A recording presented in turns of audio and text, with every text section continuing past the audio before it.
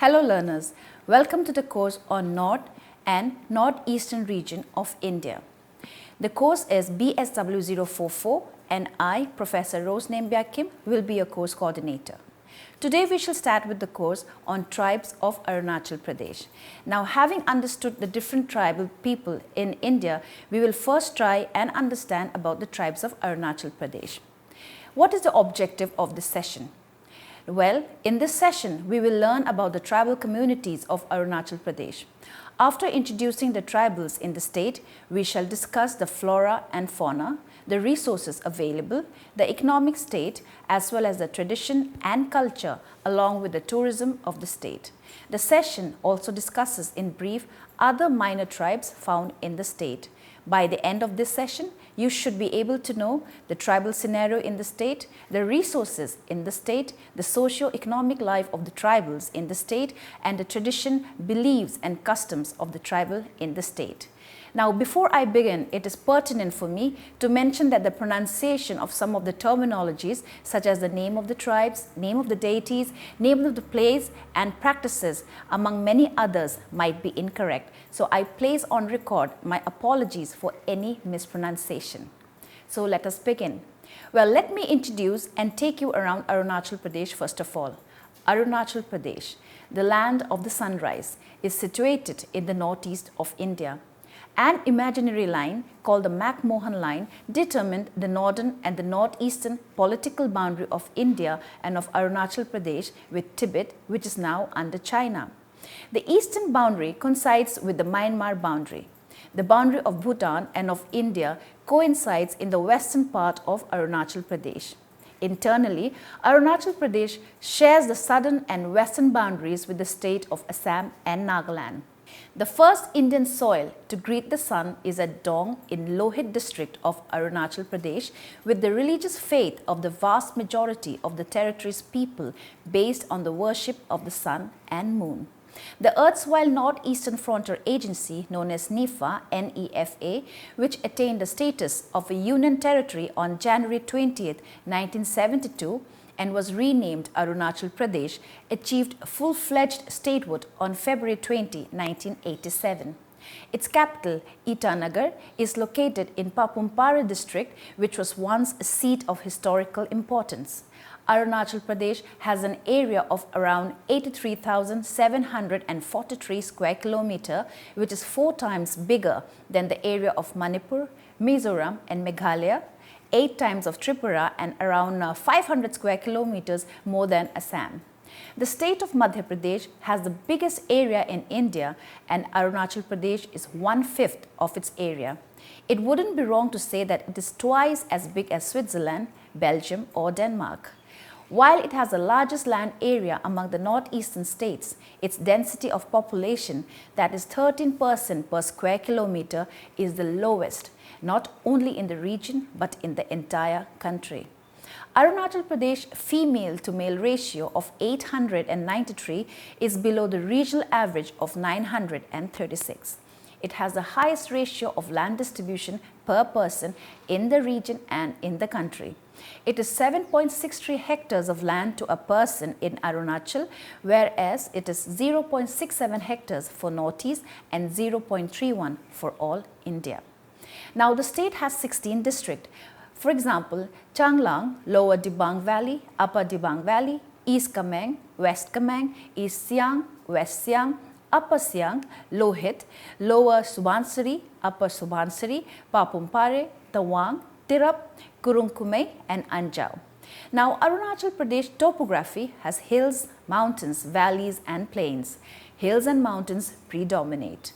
The Great Himalaya spreads to the east and covers most of the northern part of Arunachal Pradesh.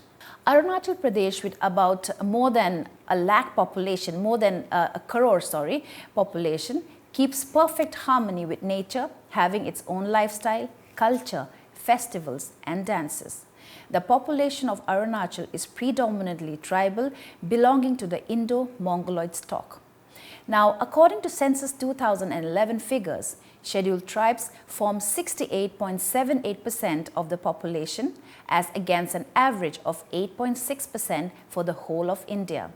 There are about 26 major tribes, divided into as many as 110 sub-tribes. The principal tribes found are Adi, Nishi, Apatani, Tagin, Mishmi, Kamti, Nokte, Wangcho, Tangshang, Singpo, Mongpa, Shardukpen and Aka, among many others. Now these tribes speak their own dialect, though none have a script of their own. Now, having learned about the demography of Arunachal Pradesh, let us go on and understand about the people. The entire population of Arunachal Pradesh is divided into 3 cultural groups based on socio-political religious affinities. The first groups of tribes profess Buddhism. They include the Monpas, Shardukpens, Membas, Kamtis and Singpos. The second group consists of tribes like the Akas, Kowas, Michis, Baknis, Solungs, Nishis, Apatanis, among many others.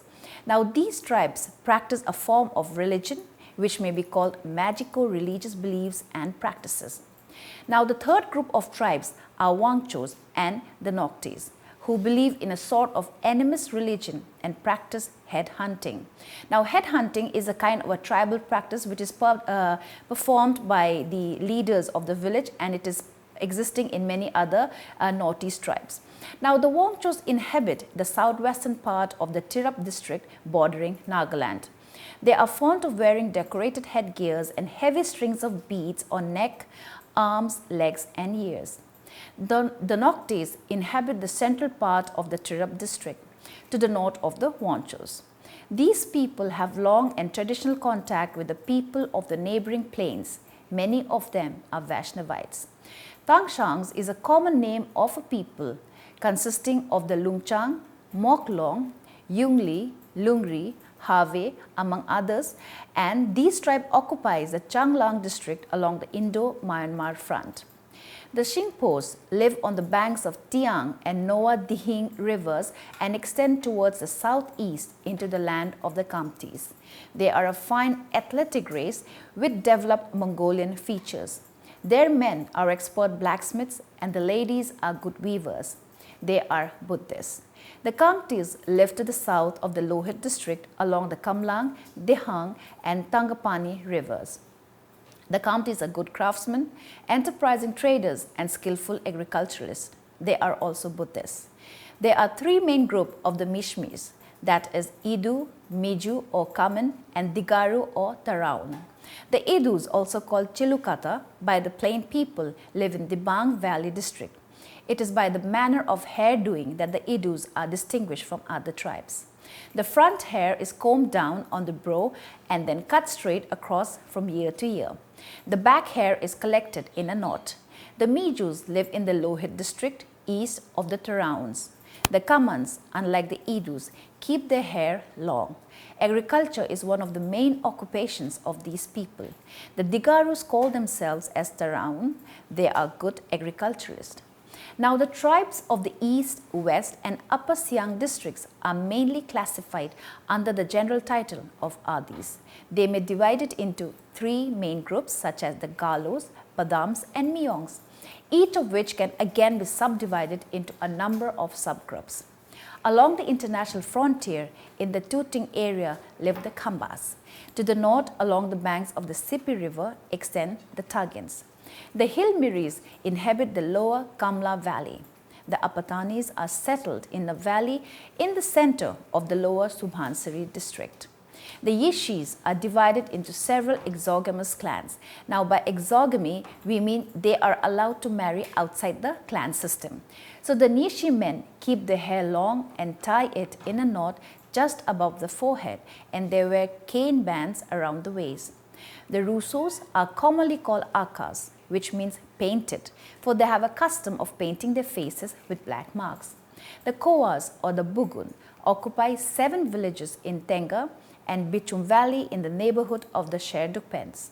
The Puroiks or the Sulungs live mainly in the high altitude of the East Kameng district. The Mijis call themselves Damai. They celebrate many festivals.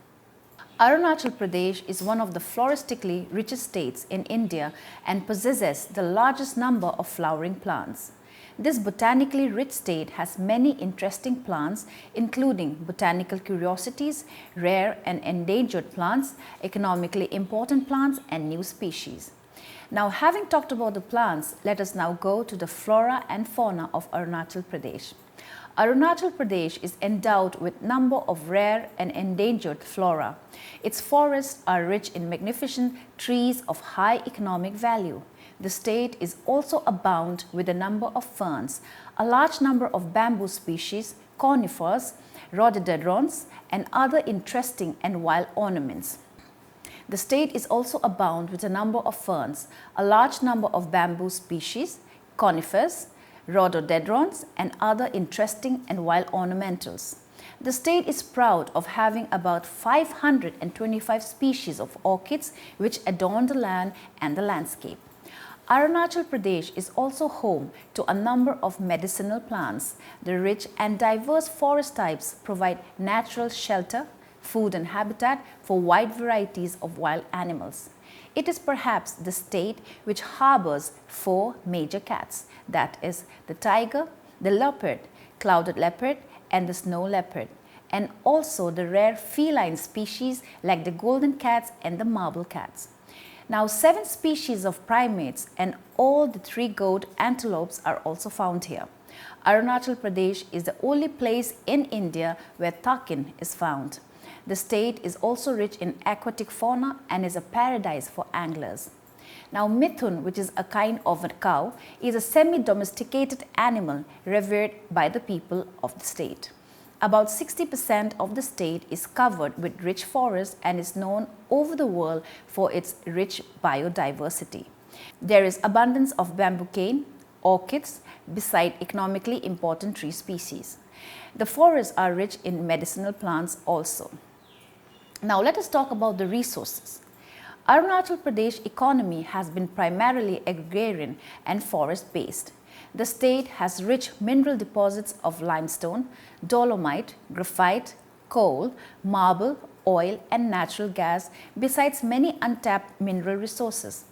Coal occurrences are known in all the districts, and limestone has been found in Kameng, Subansiri, Siang, and Lohit district, and white clay occurs in Dibang district. In Tirap, brine wells and salt springs are found. Mica and beryl have been reported from the Yachuli Zero Belt in Lower Subansiri. Prospects for petroleum and natural gas are very bright. The state, with its many rivers and their tributaries, provide immense potential for generation of hydropower. The land is mostly mountainous with Himalayan ranges along the northern borders, crisscrossed with mountain ranges running north-south. These divide the state into 5 river valleys, namely the Kameng, the Subansiri, the Siang, the Lohit, and the Tirap. All these rivers are fed by snows from the Himalayas and countless rivers and rivulets. The other important rivers are Namganchu, the Wangchu, Papumpare, Siom, Simang, Sering, Yamne, Sisar, and Dibang. The mightiest of these rivers is Siang, called Sangpo in Tibet, which is in China, which becomes Brahmaputra after it is joined by the Dibang and the Lohit in the plains of Assam. Now, having understood the flora, fauna, the resources, let us move on to the economy of the state. Few decades past, the entire economy of the people was dependent on shifting cultivation, and barter was the main medium of exchange. Almost everyone is basically a farmer, and women are the main toilers in the field. Accelerated work of the agriculture with better technical know-how, modern implements, better quality of seed and manures has started changing the entire system. With this disappeared the old relation between consumption and production.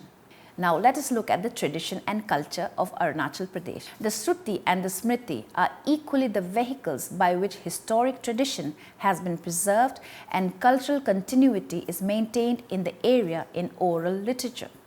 Written records for several centuries exist among the Buddhist groups. Generation after generation, the major happenings in the tribe are versified and compressed in a style almost completely different from the spoken language. They are memorized and preserved for the prosperity. The people of this rich and colorful area are of many faiths and speak many tongues. The Yeshis regard the sun goddess as the chief divinity, while the sun and the moon are worshipped as Adoni and Polo by the Adis. The dance and the song are an integral part of the cultural life of the tribes of Arunachal.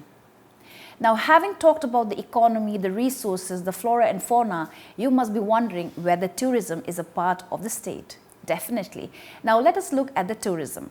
Part of the eastern Himalayan ranges, Arunachal Pradesh is the most picturesque tourist destination of India. With its numerous turbulent streams, roaring rivers, deep gorges, lofty mountains, snow-clad peaks, thousands of species of flora and fauna, and an endless variation of scenic beauty, there is tremendous potential for development of tourism in Arunachal Pradesh, especially adventure and ecotourism.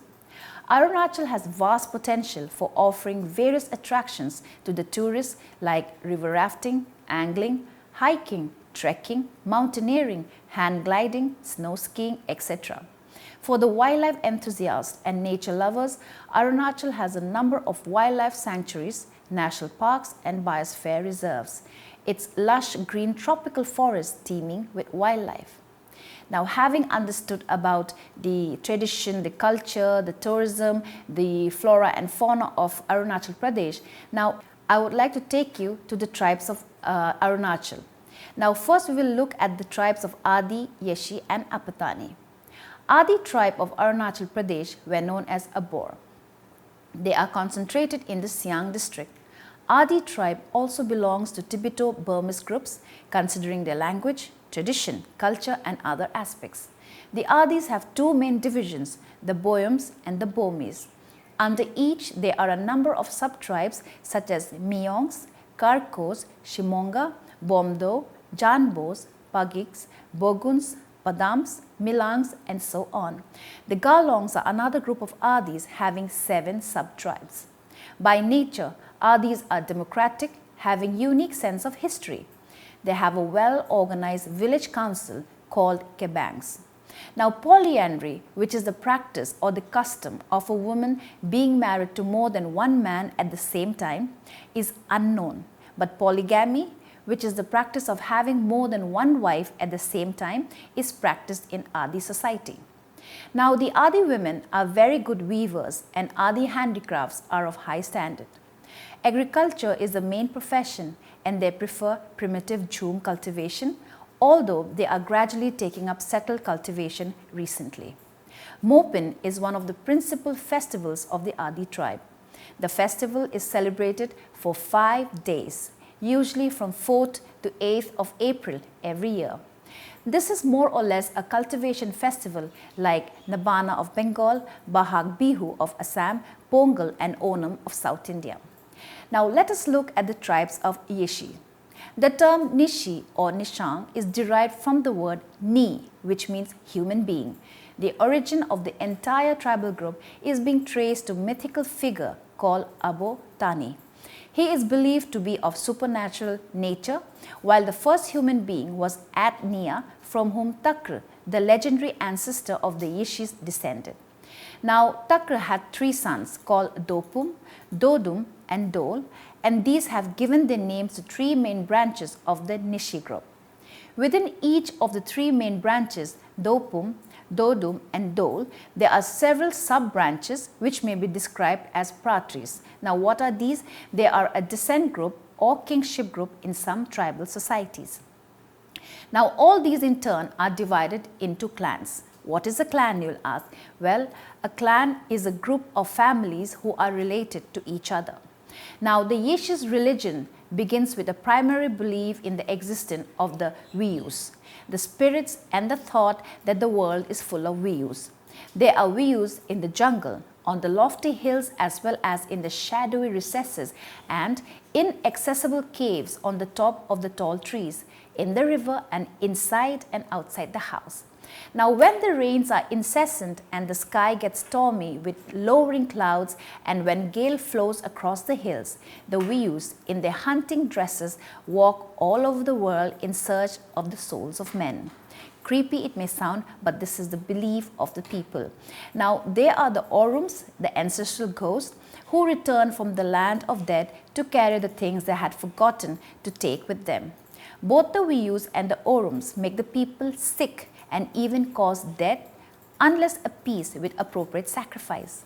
However, the Viyus and the Orums are not supreme. Andwini is a supreme goddess who controls the universe. No one can achieve anything in this world without her will and kindness. Dwini also decides the fate of a man, whether he will be rich or poor. Now, the name of Andwini is sung in songs on all important occasions. Below the rank of the supreme mother goddess, there is chain of spirits known as Viyus. The Yishis are comparatively poor and have little cultural tradition of arts and crafts. Only few of them know weaving, though there is some work in bark fiber. In agriculture, the Yishis still depend on slash and burn method. Now, the major crop from Nishi field is paddy, besides millet, sweet potato, etc. Yishis keep mithuns, pigs, fowl, goat, etc., mainly for the purpose of getting milk and meat. The Yishis are fond of different types of ornaments. Most important and valued ornament for the Yishis is a Tibetan metal bell, which is known as maji.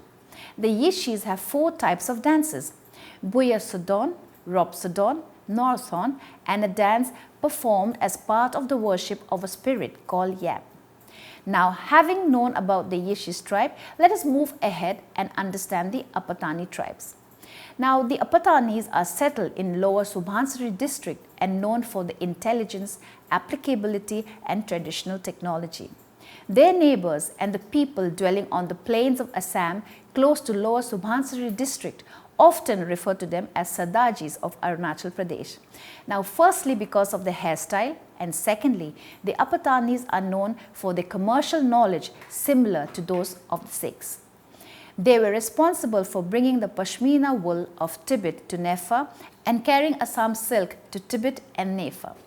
Apatanis may be the only hill tribe who perfectly commercial and who never lose transactions. Apatanis are also known for their agricultural technology. Now, the Apatani is one of the few hill tribes who prepare irrigated or terrace cultivation instead of jhuming. In addition to the supreme being, there are good and evil spirits. To carry out the rituals, the Apatanis have the priests known as Aya Galang and Lile Puyo, who perform the rituals as part of the priestly team. Apatanis' religion is a world of spirits and deities. They believe in a supreme being who is supposed to be creator of all. The Apatanis believe that all the lives are created out of water, and by evolution, gradually the Homo sapiens were created. The term Apatani probably was created from Abotani, the supreme god as per Dono Polo religion, who created this universe and the life on it. Apatanis have many major and minor festivals. The major festivals are Dri festivals, Morom festival, and Ropi ceremony. Their festivals are mostly based on agriculture. The Dri festival is celebrated sometime in the month of June for a good paddy crop and for protection of the paddy crop from pest. The Morom festival is celebrated in the month of January-February to ensure communal welfare and prosperity. The Ropi ceremony is basically associated with war. This ceremony is performed when a war party was successful in killing an enemy. Now, we shall further discuss about Arunachal Pradesh in the next session, and I hope till now the session has been clear and you have developed some understanding about Arunachal Pradesh. Thank you for listening.